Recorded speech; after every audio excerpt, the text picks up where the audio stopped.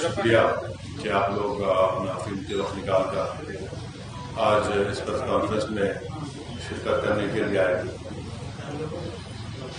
मैं आज जो वज़ीर-ए-आज़म, प्राइम मिनिस्टर, प्रधानमंत्री ने अयोध्या में आज जो भूमि पूजन में शिरकत की, उसके बारे में अपनी पार्टी की जानिब से इस पर तबसरा करना चाहता हूँ। मैं शुरू से इस बात को कह रहा था कि वज़ीर-ए-आज़म को, प्रधानमंत्री को आज के इस भूमि पूजन के फंक्शन में शिरकत नहीं करना चाहिए था, नहीं अटेंड करना चाहिए था। और मैं हमेशा से कहता हूँ, आज भी कह रहा हूँ, इसलिए कि प्रधानमंत्री, वज़ीर-ए-आज़म किसी एक मखसूस या ख़ास मज़हब के वो प्रधानमंत्री नहीं है। जो नरेंद्र मोदी की सरकार है उसका कोई मज़हब नहीं है। भारत, इंडिया का कोई मज़हब नहीं है। आज प्रधानमंत्री ने, नरेंद्र मोदी ने बहैसियते प्रधानमंत्री आज के भूमि पूजन में शिरकत करके उन्होंने जो ओथ लिया था, उन्होंने उसका वायलेशन किया है। उन्होंने संविधान की जो बेसिक स्ट्रक्चर है, सेकुलरिज्म, उसको वायलेट किया है। और तीसरी बात यह है कि प्रधानमंत्री का आज के उस फंक्शन में जाना, आज का दिन हिंदुत्व की कामयाबी का दिन है और सेकुलरिज्म की शिकस्त का दिन है। आज का दिन जो प्रधानमंत्री बहैसियते प्राइम मिनिस्टर वहां पर गए, उनके जाने की वजह से आज का दिन हिंदुत्व की कामयाबी का दिन है, सेकुलरिज्म की शिकस्त का दिन है। बहैसियते प्रधानमंत्री नरेंद्र मोदी आज भूमि पूजन में जाकर जो उन्होंने वहां पर वो जो चांदी का पत्थर रखा, उन्होंने एक हिंदू राष्ट्र की बुनियाद आज वहां पर डाली है। तो आज का दिन सेकुलरिज्म की शिकस्त का दिन है। आज का दिन जमहूरियत की शिकस्त का दिन है। और आज का दिन याद रखा जाएगा हिंदुत्व की कामयाबी के लिए। आज का दिन याद रखा जाएगा मेजॉरिटेरियनिज्म की कामयाबी के नाम से आज का दिन याद रखा जाएगा। और दूसरी बात यह है कि प्राइम मिनिस्टर ने अपने भाषण में ये कहा, अपनी तकरीर में, अपनी स्पीच में कहा कि देश बड़ा इमोशनल है। यकीनन प्रधानमंत्री नरेंद्र मोदी, असदुद्दीन ओवैसी भी बड़ा इमोशनल है। मैं इसलिए इमोशनल हूं क्योंकि मैं को एग्जिस्टेंस को मानता हूं। मैं इसलिए इमोशनल हूं क्योंकि मैं इक्वालिटी ऑफ सिटीजनशिप को मानता हूं। मैं इसलिए इमोशनल हूं कि 450 साल जिस जगह पर मस्जिद थी, जहां पर मुसलमानों ने नमाजें पढ़ी 22 दिसंबर 1949 तक, मैं इसलिए भी इमोशनल हूं कि आप ही की पार्टी के लोगों ने सुप्रीम कोर्ट को झूठ बोलकर, बीजेपी और संघ परिवार के लोगों ने 6 दिसंबर 1992 को बाबरी मस्जिद को शहीद किया। मैं इसलिए भी इमोशनल हूं प्रधानमंत्री जी क्योंकि जिस जगह पर आपने भूमि पूजन में हिस्सा लेकर हिंदू राष्ट्र की बुनियाद का आगाज किया, उसके अतराफ, तीनों अतराफ मुसलमानों का कब्रिस्तान था, जहां पर मुसलमान बुजुर्गों की खबरें भी थी। इसलिए भी हम इमोशनल है। चौथी बात यह है कि प्रधानमंत्री ने अपने भाषण में यह कहा कि जो मेरे को पीआईबी से उसकी स्पीच पूरी मिली कि ये आज का भूमि पूजन एक सिंबल ऑफ इंडिया है। प्रधानमंत्री जी, आपको आपका मजहब मुबारक, आपको गुलवालकर की आइडियोलॉजी मुबारक, मगर आप देश के प्रधानमंत्री हैं। आपको ये बात समझने की जरूरत है कि देश का सिंबल ना कोई मंदिर हो सकता है, ना कोई मस्जिद हो सकती है। देश का सिंबल ना मस्जिद हो सकती है, ना मंदिर हो सकती है, ना कोई रिलीजियस प्लेस इस देश का सिंबल नहीं हो सकता। वो सिंबल हो सकता है किसी एक मजहब के लिए, किसी एक कल्चर के लिए, मगर वो इंडिया का सिंबल नहीं हो सकता। और प्रधानमंत्री ने यह कहकर कि मंदिर इस देश का एक सिंबल है, उन्होंने अपने मजहब को, अपनी आइडियोलॉजी को पूरे कंट्री के ऊपर मुसल्लत किया। प्राइम मिनिस्टर ने आज ये अपनी स्पीच में ये बात कहकर मेजॉरिटेरियनिज्म को इंडोर्स किया। छठी बात यह है कि प्रधानमंत्री ने अपनी स्पीच में 15 अगस्त जो हमारे लिए इंडिपेंडेंस डे है, यौम आजादी है, आज 5 अगस्त को प्रधानमंत्री वजीर आजम ने इसको 15 अगस्त से मिला दिया। हम फिर से वजीर आजम को और देश को बताना चाह रहे हैं कि 15 अगस्त हमारे मुल्क के लिए एक आजादी का दिन है। हिंदू, मुसलमान, सिख, ईसाई, बौद्ध सबने मिलकर इस मुल्क को अंग्रेजों की गुलामी से आजाद करवाया और उनको शिकस्त दी। क्या प्रधानमंत्री ये कहना चाह रहे हैं कि 15 अगस्त से मिलाकर कि उनके चाहने वाले, उनके मानने वाले, उनको आज आजादी मिली? किसको शिकस्त दी प्रधानमंत्री, आपने बताइए। 15 अगस्त को अगर हम लाल किले पर झंडा तिरंगा लहराते हैं, बड़ी फख्र के साथ लहराते हैं, तो ये पैगाम देने के लिए कि हमने 200 साल के अंग्रेजों की गुलामी के बाद इस देश को आजाद किया। कैसे प्रधानमंत्री फ्रीडम फाइटर्स को, उनकी कुर्बानियों की आज तौहीन की कि आज के दिन को उन्होंने 15 अगस्त से मिला दिया। और कैसे एक टेंपल का मूवमेंट एक मुल्क के बराबर हो सकता है? How can a temple movement be equated to a country? और आखिरी बात यह है, बल्कि लास्ट 2 बात, कि आज के इस फंक्शन में मैंने कहा कि ये हिंदू राष्ट्र और हिंदुत्व की कामयाबी का दिन इसलिए भी है, आरएसएस के चीफ वहां पर क्या कर रहे थे और आरएसएस के चीफ का वहां पर मौजूद रहना और उनका तकरीर में यह कहना कि आज का दिन एक न्यू इंडिया बनाया जा रहा है। कौन सा न्यू इंडिया बनाने की बात कर रहे मोहन भागवत? कौन सा न्यू इंडिया बनाने की बात कर रहे? वो न्यू इंडिया बनाने की बात कर रहे जो हिंदू राष्ट्र होगा, जहां पर माइनॉरिटीज को, खास तौर से मुसलमानों को सेकंड क्लास सिटीजन बनाया जाएगा और मुसलमानों की जिंदगी और मौत का फैसला अक्सरियती तबके के गुडविल पर होगा। यह मोहन भागवत का पैगाम है।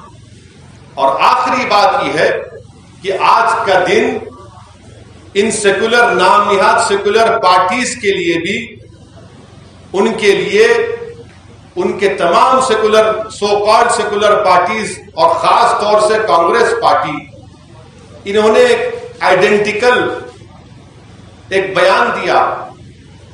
क्या दिया? कि ये आज का दिन एक सिंबल ऑफ ब्रदरहुड है, सिंबल ऑफ ब्रदरहुड है।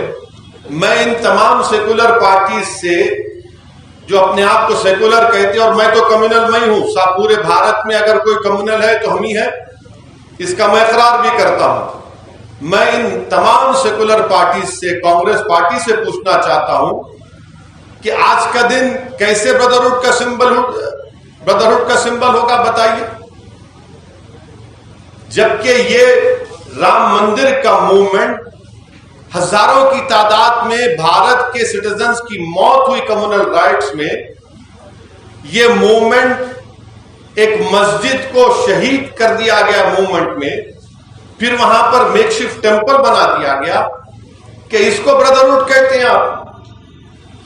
और क्या गुडविल, ब्रदरहुड उसी वक्त पैदा होगा जब इंसाफ होगा। जब इंसाफ नहीं होगा तो गुडविल, ब्रदरहुड कहां पैदा होगा? और मुझे तो आप अनइक्वल बना दिए मुसलमानों को, तो अनइक्वल कैसा ब्रदर होगा आपका, बताइए।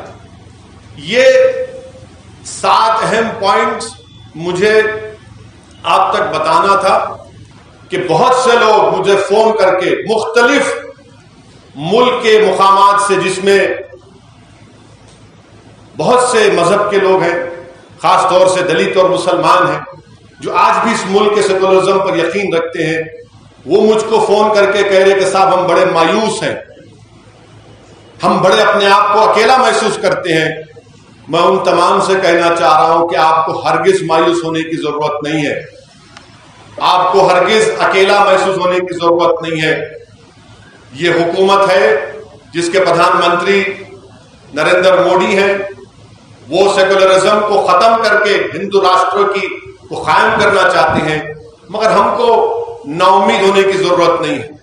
मुझे यकीन है कि आज भी हमारे मुल्क इंडिया में ऐसे करोड़ों हमारे हिंदू भाई हैं जो हिंदुत्व की आइडियोलॉजी को नहीं मानते और कभी नहीं मानेंगे। मुझे यकीन है कि हम और वो और दलित हमारे भाई जो कभी नहीं मानते हिंदुत्व की आइडियोलॉजी को, ये वक्त जमहूरी तरीके से हिंदू राष्ट्र के रास्ते को जो क़याम किया जा रहा है, उसको एस्टैब्लिश किया जा रहा है, उसको डेमोक्रेटिक तरीके से रोकने की जरूरत है। मैं इंडिया के हमारे इंडियन मुस्लिम से भी कहना चाह रहा हूं कि हरगिज मायूस होने की जरूरत नहीं है। हस्बुनल्लाह व निअमल वकील, आपको हरगिज मायूस होने की जरूरत नहीं है। हमारा काम जिद्दोजहद करना है, हम जिद्दोजहद करते आए हैं। हमारे बुजुर्गों ने बाबरी मस्जिद को बचाने की कोशिश की हमारे सेकुलर हिंदू भाइयों के साथ, मगर तमाम सेकुलर पार्टीज ने हमको धोखा दिया। आज भी हमको कोशिश करना है। मैं आपसे यह कहना चाह रहा हूं कि इंसानियत की तारीख गवाह है कि जब कभी भी नमरूद आया, जब कभी भी फिरौन आया और जब कभी भी यजीद आया, तो अल्लाह ने हुसैन को पैदा किया, अल्लाह ने मूसा को पैदा किया, अल्लाह ने इब्राहिम को पैदा किया। हमारा काम इंसाफ के लिए लड़ना है।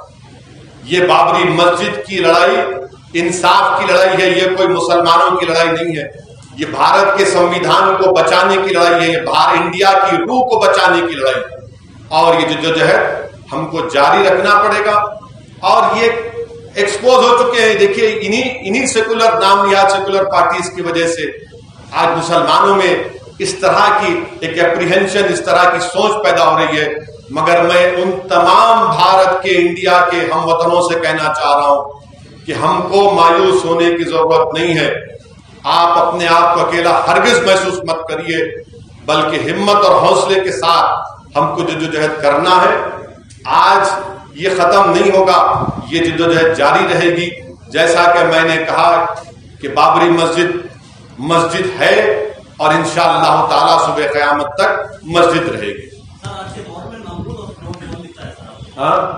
नमरूद और फिरौन और यजीद वो लोग हैं जो इख्तिदार की कुर्सियों पर बैठकर ये समझते हैं कि वो खुदा हैं, जो इख्तिदार की कुर्सियों पर बैठकर ये समझते हैं कि वो जो बोले सच है और जो उनके खिलाफ बोले उसको दबा दो, उसको कुचल दो, उस पर जुल्म कर दो, उसके वजूद को मिटा दो।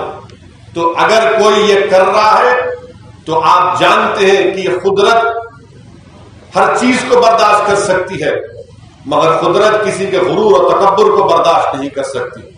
और अगर कोई ऐसा कर रहा है तो आप भी देखेंगे। इसीलिए मैंने मिसाल दी कि अगर फिरौन है तो मूसा है, अगर यजीद है तो हुसैन है, और हम हुसैन के चाहने वाले और मानने वाले हैं। इंशाअल्लाह ताला हमको यकीन है कि हम जमहूरी तरीके से इस मुल्क में कॉन्स्टिट्यूशन में जो हमको राइट्स दिए गए उसको हासिल करेंगे, उसके लिए कोशिश करेंगे। मगर मैं उन तमाम सेकुलर जहन रखने वाले तमाम लोगों से अपील कर रहा हूं, चाहे हिंदू हो, मुसलमान हो, दलित हो, आदिवासी हो, सिख हो, जरा आप इंट्रोस्पेक्शन कर लीजिए कि जिन पार्टियों को आपने वोट दिया था वो इस मुल्क को किस दहाने पर लाकर खड़ा कर दिए। देखिए सेकुलरिज्म के नाम पर किस किस ने आपको दगा, किस किस ने आपको 6 दिन के नाम पर मुल्क में बेरोजगारी हर नौजवान का मुकद्दर बना दिया। मेरी आपसे गुजारिश है कि आप इस पर सोचिए। यकीनन आप मुझसे नफरत करेंगे, करते रहिए, मुझे उसकी परवाह नहीं है, क्योंकि एक असदुद्दीन ओवैसी इस मुल्क के लिए एक जर्रे के बराबर भी नहीं है। मगर मुल्क बड़ा है, मुल्क किस राह पे जा रहा है आप देखिए।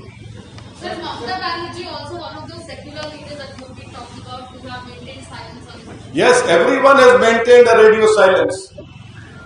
Everyone has maintained a radio silence. Why? Because they are worried about they will not get that particular section of society vote. That is why this is a deliberate silence. This is a deliberate silence. If not today, when will you raise your voice? Please tell me. When will you raise your voice? If not today.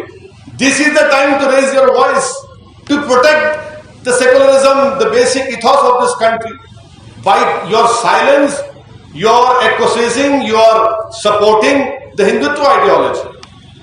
Sir, top 3 names जिसका Teflon हो गया है ये हाँ, top 3 leaders जिनका अभी Teflon हो गया है बूढ़ों का इस हम्माम में सब दंगे। Any top 3 names? नहीं, इस हम्माम में सब दंगे। आप 3 कई को बोल रहे हैं, मैं तो पूरों को बोल रहा हूँ, सबका जुड़ गया। टेफ्लॉन तो बहुत ही सॉफ्ट वर्ड बोल रहे हैं, मैं तो बोल रहा हूँ हम्माम में सब नंगे हैं। और इंग्लिश की कहावत है ना, the emperor has no clothes. आज नरेंद्र मोदी वहां पर गए, एक कॉन्करर के रूप में गए हैं।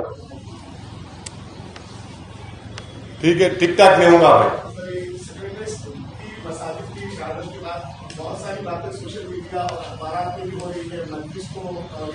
देखिए ऐसा है ना मेरे भाई, देखिए मेरे भाई, मेरे सुनिए मेरी बात को आप।